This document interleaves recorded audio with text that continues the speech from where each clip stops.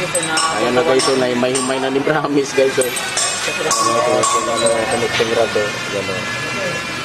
Yan si Kunyal guys. So. Durog yung bearing oh.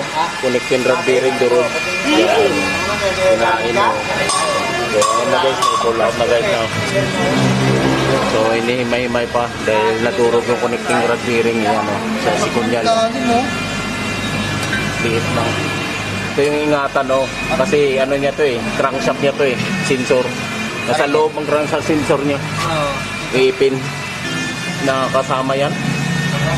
Wala problema yan kuya. Huwag lang matutupi. Oo, huwag lang matupi. Papalya yan. Balikan natin.